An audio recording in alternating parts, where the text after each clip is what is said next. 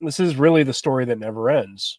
I remember, not prophetically, but it just seemed obvious at the time a few weeks ago when this migration story suddenly really took off with the Catholic Charities story, that this was going to become the dominant story, at least of this part of the year, if not for the entire year. I don't think we're done talking about this anytime soon. And much to my surprise, Francis yesterday issued a letter where he utterly misrepresented the order of love, completely rejected St. Augustine, and essentially gave you this sort of worldwide integration view of how everything, how we have a duty to. It was bizarre what he did. And Taylor Marshall went over it in a live stream yesterday and kind of taught what the church always taught about the order of love.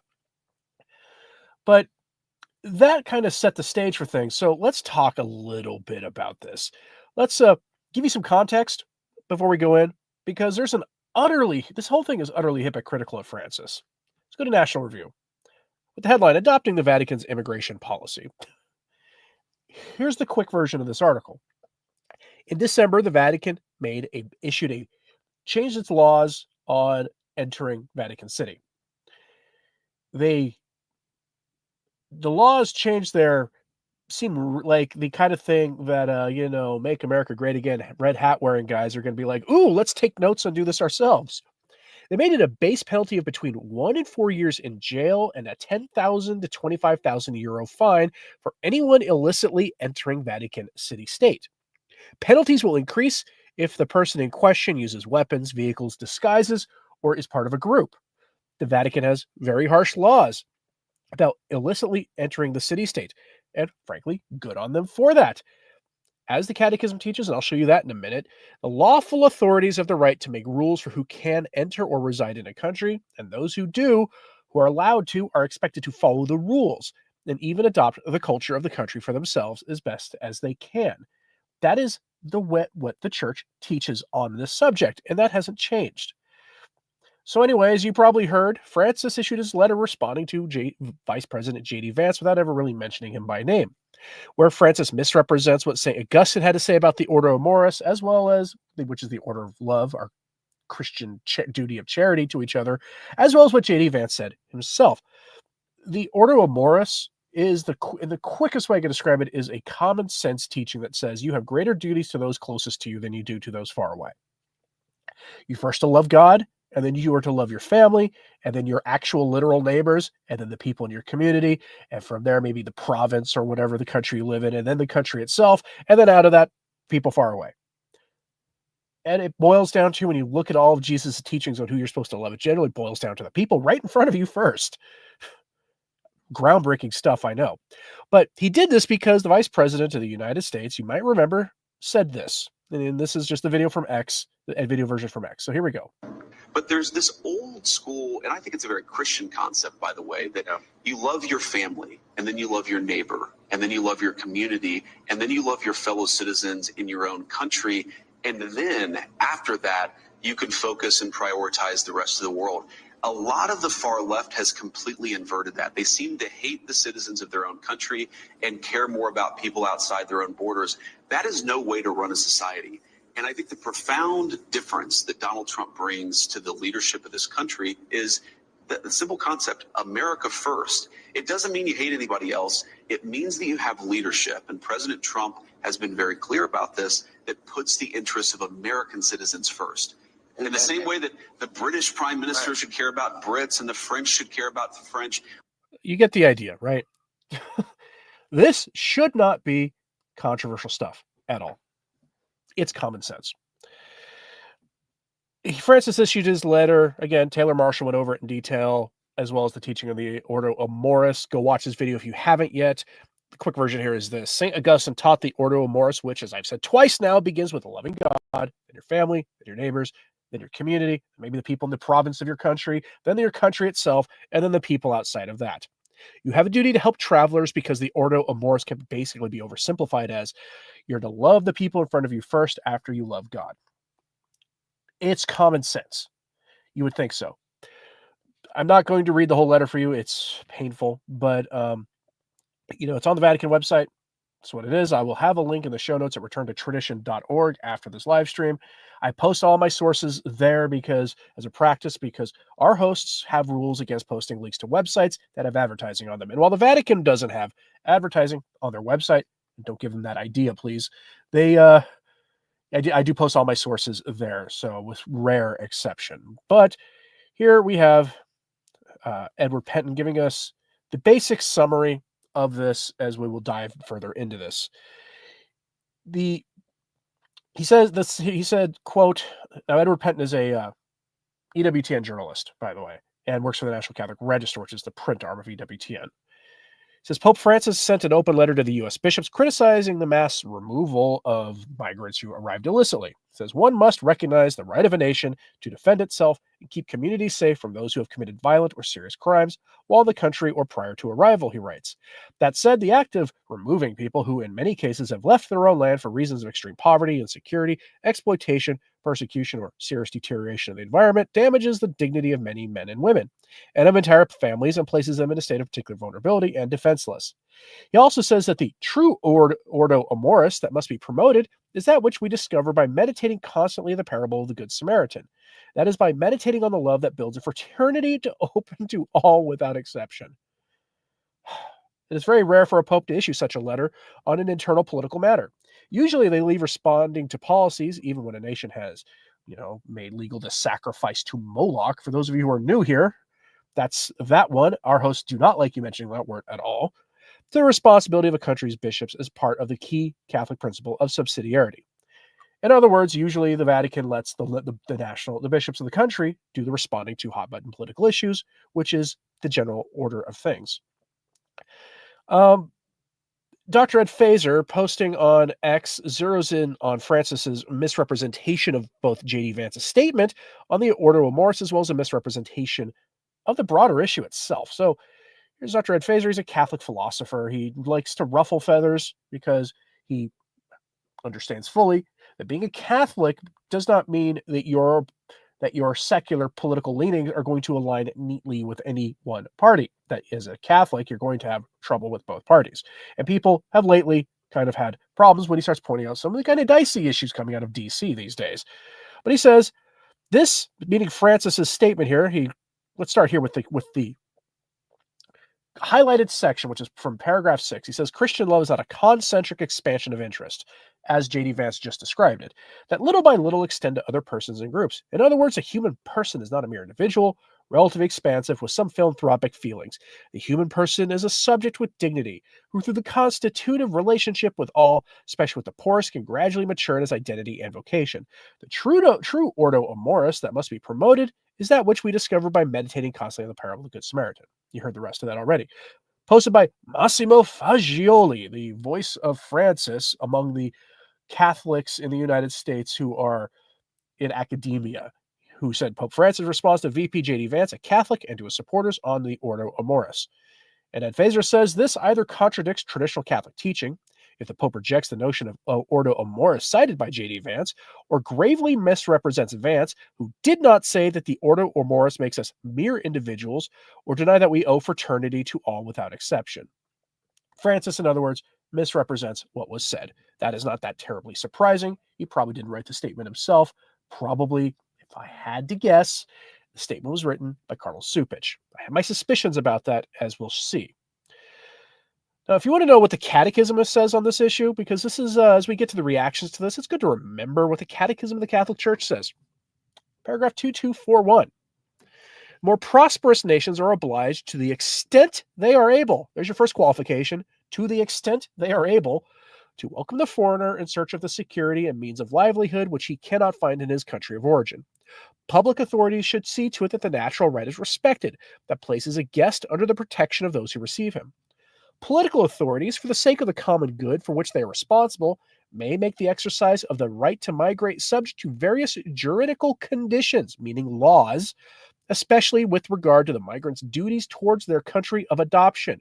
They are obliged to respect with gratitude the material and spiritual heritage of the country that receives them, to obey its laws and to assist in carrying civic burdens. What that means in plain language is arrivals have the duty to follow the law, to respect the culture, not to undermine the culture.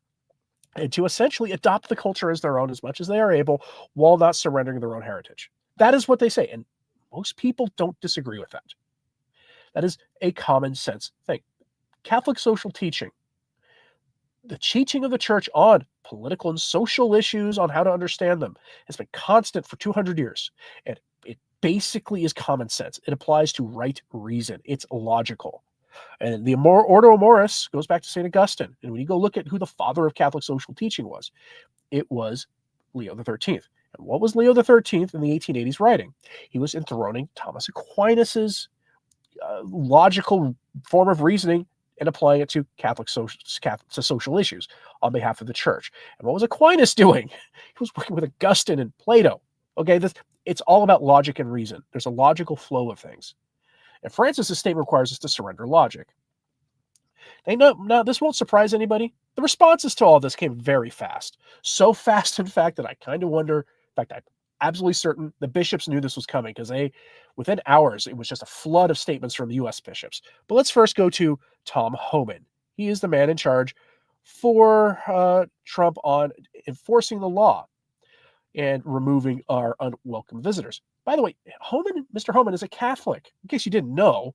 Okay, the man is right out of Central Casting. If you're going to make a movie about a tough, kind of gritty cop who was older, not super nice, but a generally good man driven to stop horrible things happening, this is the guy you would cast for that role. Here's what he had to say.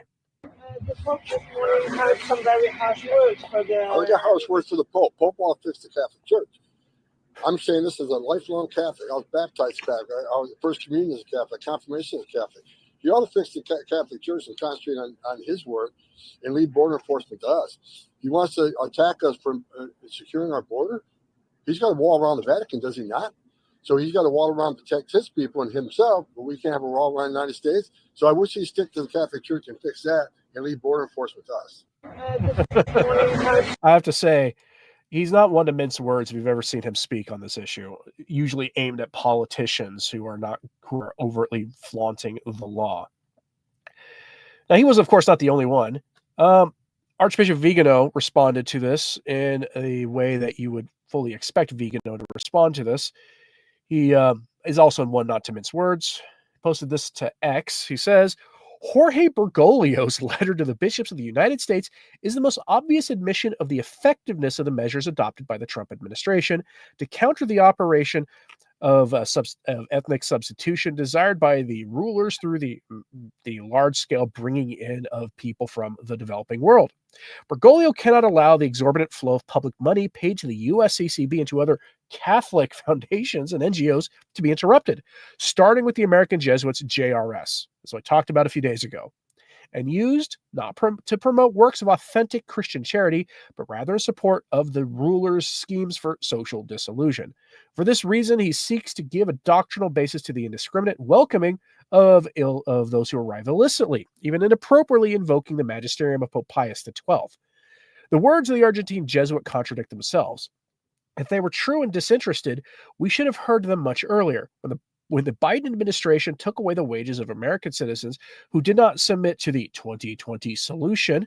In that case, concern for the infinite dignity of all yielded to the diktats of the same subversive elites who planned the substitution, the same group of elites who use taxpayer money to fund the Vatican, the USCCB, the ultra-progressive Jesuits who support the woke left, and the entire constellation of quote-unquote charitable organizations and NGOs. Where were Bergoglio and the American Episcopate when Biden supported the sacrifice to Moloch right up to the moment of birth? Why did they not defend the infinite dignity of the innocent and defenseless creatures who are subject to it? Why did they remain silent about the criminal bringing in of minors who face horrible things, if you know anything about that? And so he can't say this on any platform right now, but says the people who are ruling everything have a very personal and perverse interest in keeping the most vulnerable coming in and not being found. Perhaps because the commitment not to talk about the sacrifice to Moloch and morality of the flesh is part of the programmatic point of the emails of the former First Lady's advisor, along with promotions of the James Martin interests, ecological stuff, and the, of course, substitution of the people. In the parable of the Good Samaritan, the man who was robbed by bandits and left for dead could today be an American who has suffered horribly at the hands of the unwelcome visitors, or a veteran beaten by a group of teenagers. Bergoglio does not stop to help him because he is too busy obeying his masters. The one who stops to treat him, who takes him to the inn at his own expense and not with taxpayer money, is not a Jesuit NGO or a progressive charity funded by USAID, but rather the Samaritan to whom the new doctors of the law consider a heretic, and who today wears a red hat with the writing MAGA. Yeah, that's Vigano's response to this. He has no patience for this at all. Father Altman also responded to this. He much shorter response, much shorter. He said, Catholic Vote is he posted a link from Catholic Vote, and there's a bishop, and this is a hint of things to come in this story and where this might take a very dark turn. There's a bishop who wants to deny communion to anybody who involved in law enforcement on this issue, especially at over at the southern boundaries. This bishop we'll talk about here in a moment, says, of which Father Altman says, this loser Marxist POS, just one of the boys' club of U.S. bishops. He's putting bishops in quotes there like sedevacantists do. That's an interesting turn. That have cost us $8 billion and for covering up the McCarrick problem. He dares to deny law-abiding, tax-paying Catholics Holy Communion. How's that RICO action working for you, you fraud? He doesn't have nice things at all to say about that of this bishop, which we will again talk about here in a moment. Now, Father V also posted something on X. He's not exactly a radical traditionalist by any stretch. Points out the obvious flaw here. He says, I do not recall a similar papal intervention during the Obama years when 3 million of the people in question were removed, nor an intervention during Biden's years of militant sacrifice to Moloch, James Martin ideology, advocacy, both at home and abroad. He's being nice about that, by the way. Is it fair to ask, why does an American president upholding American law precipitate a major crisis?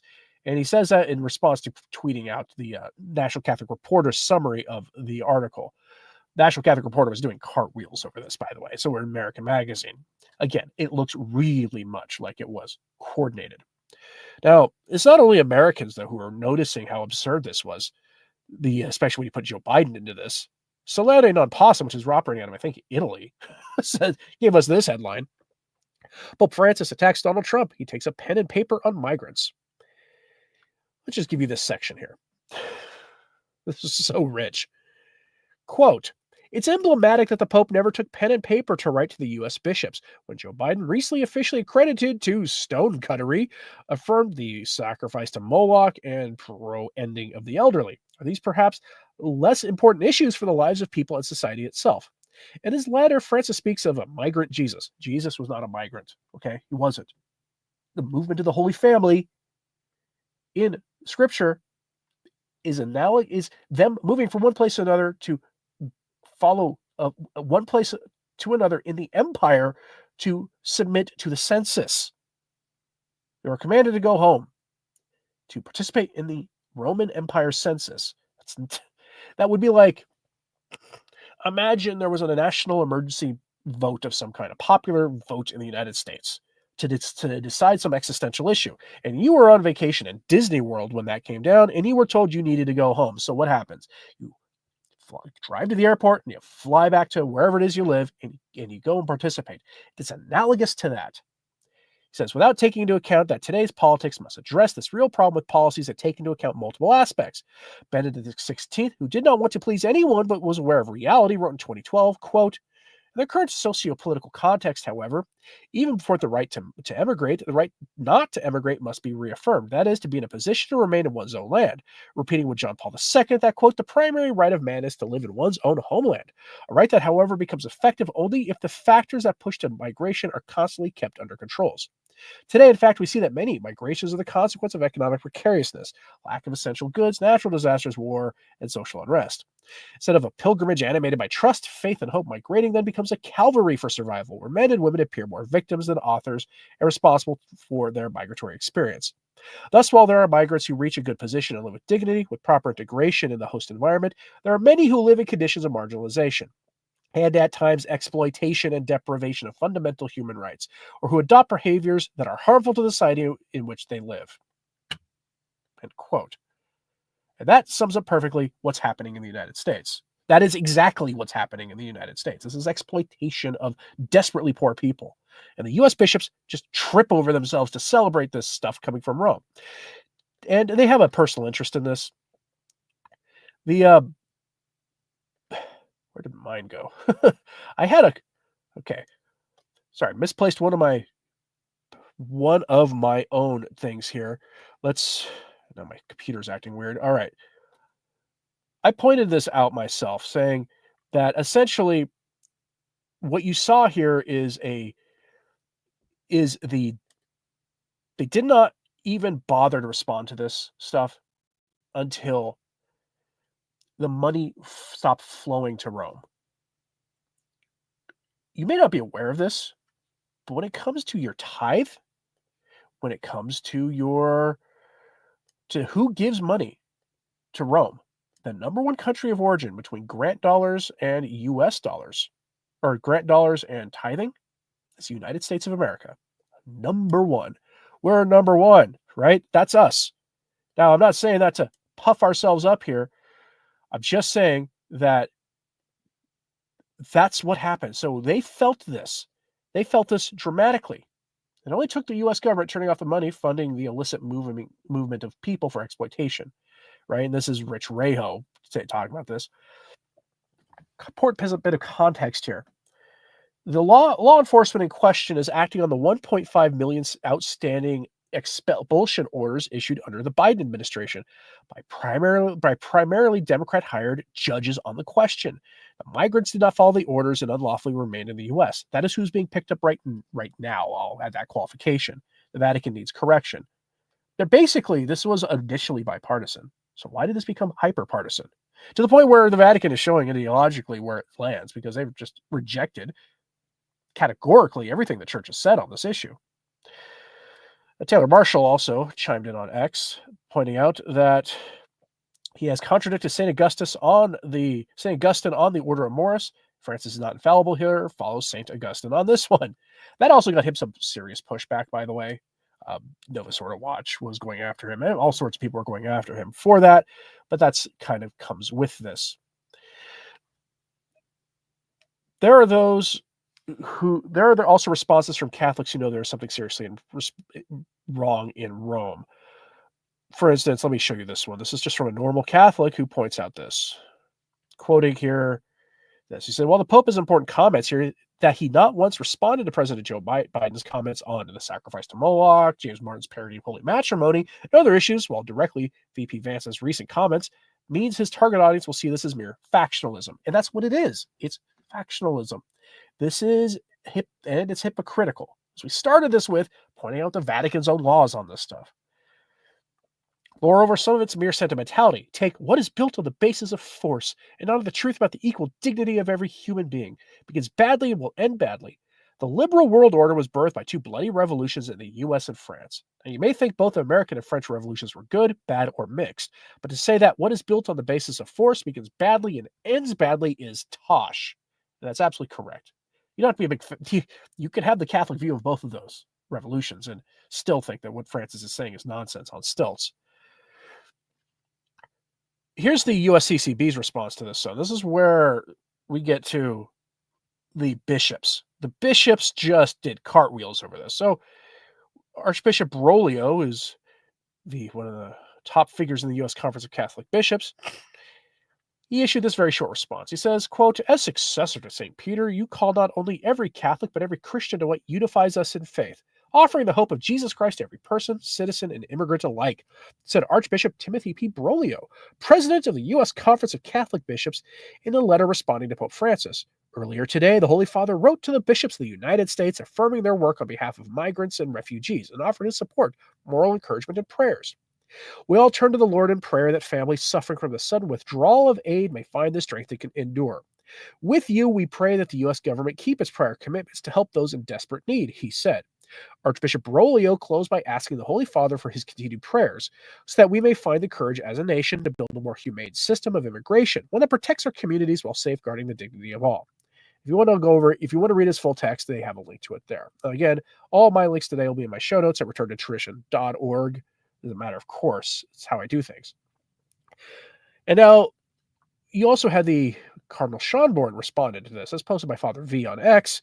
Schonborn was at one point viewed as being like Pope Benedict the 17th, basically. Like he was going to become Pope and keep Ratzinger's things going. That's how he was viewed for a while. He sharply criticizes the U.S. government under President Donald Trump. What is currently happening in the USA is extremely dangerous. It's dangerous for whom is what I ask. People's pocketbooks? Because I think that's what this is. Again, I don't have a positive opinion on Rome at all right now. But of course, I think everybody was expecting this, and I hinted at it earlier. Cardinal Cupich responded lightning fast to this. From Vatican News, we get the headline, Cardinal Cupich welcomes Pope Francis's letter to U.S. bishops on migration. In an interview with Vatican Media, Cardinal Blaise Cupich reacts to Pope Francis's letter to the U.S. bishops in which he expresses support for their ministry in defense of the rights of migrants. The Cardinal points out that the protection and advocacy for the dignity of migrants is, brace yourselves for this, the preeminent urgency at this moment in U.S. history. He has said is now the preeminent issue. Cardinal Cupich does.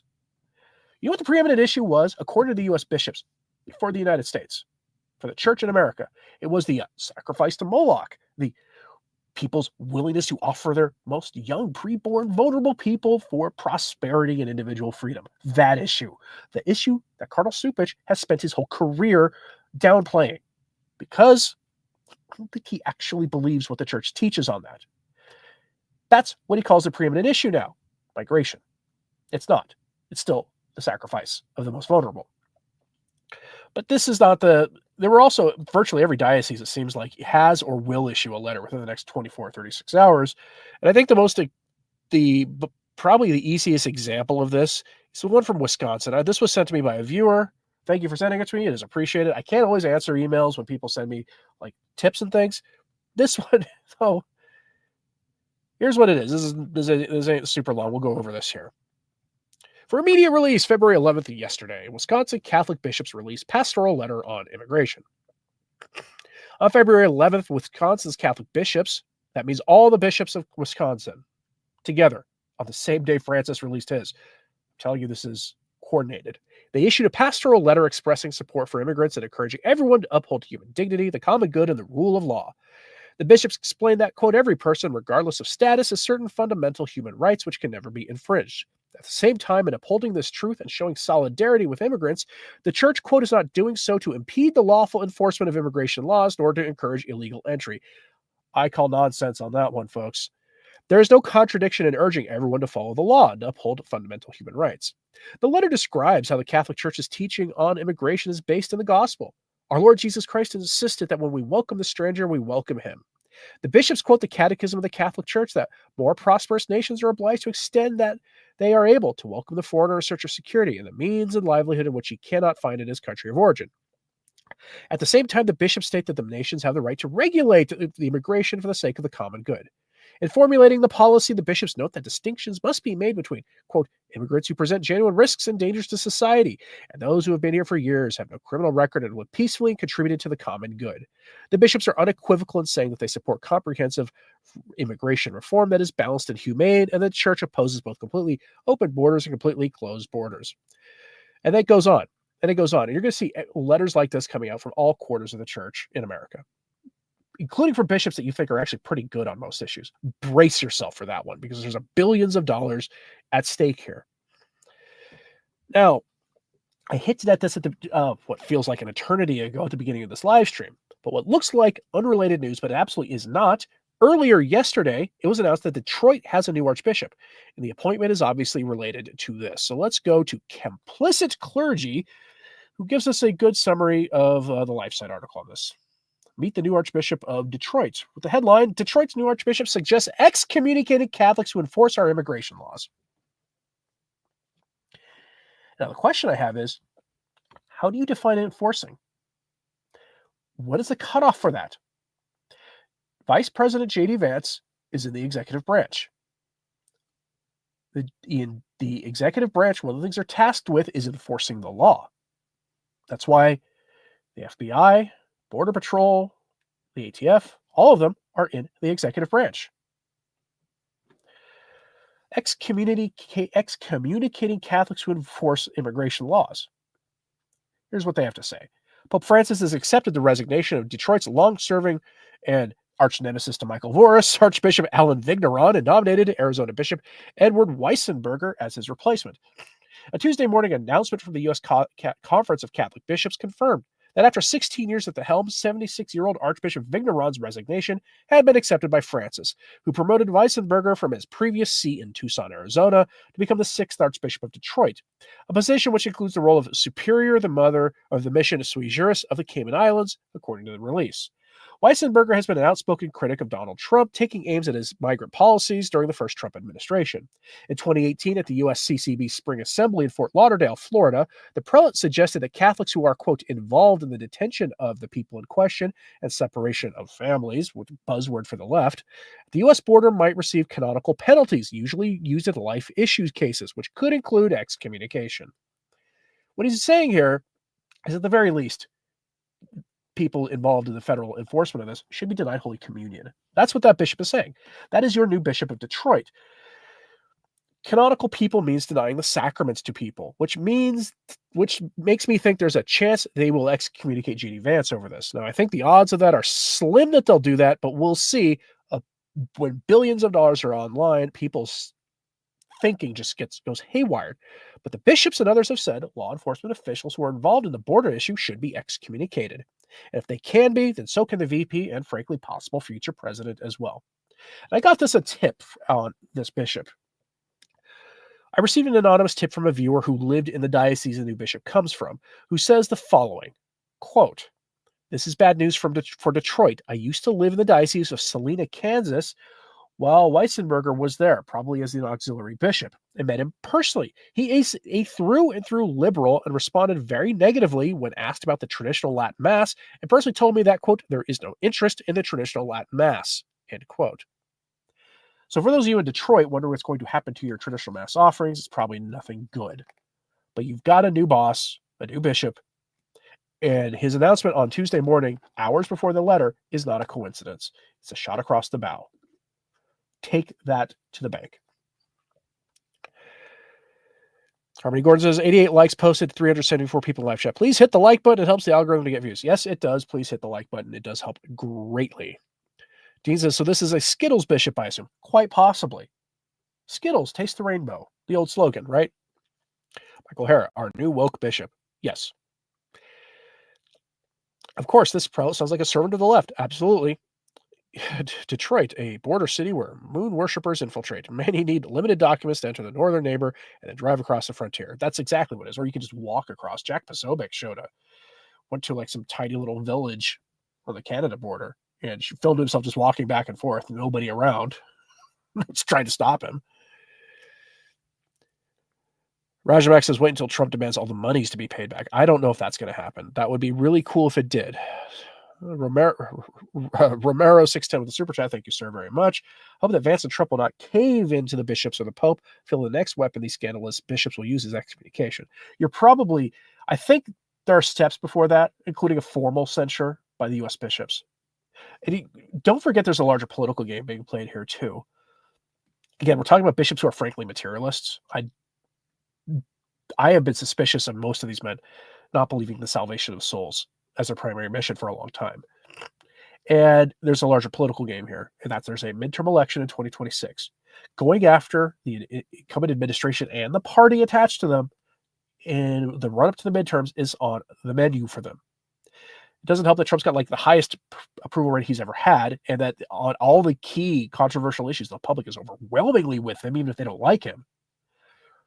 And the fact that the Democratic Party has its lowest approval rating in history of that question being asked by pollsters.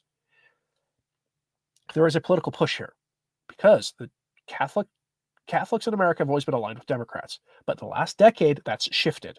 In the last election, they voted for Republicans, just like everybody else did. I think that's what's more going on here is the political calculus, because if they get the other party back in, they can stop all this defunding of all these programs, they can get their money back, and that's what this is about. It's all about money because that's what they worship. All right, folks. Seems the left is marshaling the troops for the midterms while looking for a scandal to exploit. That's what they always do. I don't think they're going to be successful, though. If I'm right that we're in a political realignment and maybe even a cultural realignment, the great turnings that happen, the fourth turning, if that's what we're going through, then they need to buckle up because they're going to be in the wilderness for a while before they finally moderate. That's going to be the key to them coming back, is moderating. Margaret says, as dark as it looks, God is helping us. We are being sanctified. Yes, and always remember to pray and fast. Remember, Lent is coming, folks. You can offer your prayers and your fasting, old-fashioned fasting, for the sanctification of our bishops, for the diabolical disorientation cloud to be lifted from their minds, so they will actually act like Catholic bishops again. Philip says, many elections in the EU are following the US. Even Switzerland rejected much of the crazy left. They fear dominoes to the right. Yeah, no, this is why I don't think this is just a US thing. And this goes back to 2016. I think 2016 was when this should have happened, but because you saw Brexit, you saw a bunch of other things happening, but then the system clamped down. But I don't think they can. I'm reminded of that old quote from Star Wars when Princess Leia is looking at Grand Moff Tarkin and the Death Star, saying, the harder you tighten your grip, the more systems slip through your fingers. And that's what's going on here. The system tightened its grip. And what ended up happening? It just made things worse for them. And then 2020 happened. The affliction. And they all showed their true colors. And for the last 4 years since then, it just got weird and over the top. Thank you for the super chat, D-Lin. It is appreciated. Catholic Arrow says the Holy Face Novena commences the 23rd of February. That sounds like a good one, a good reminder. Feel free to email me about that with some links, and then maybe I'll mention it in the live stream. Anyway, folks, make sure to pray for every bishop we talked about here. We're not here to stir up your anger against them. Pray for all the figures involved, yes, including Francis, who I know many of you have a hard time praying for. But as always, pray for the church. I'm Anthony Stine. Ave Maria.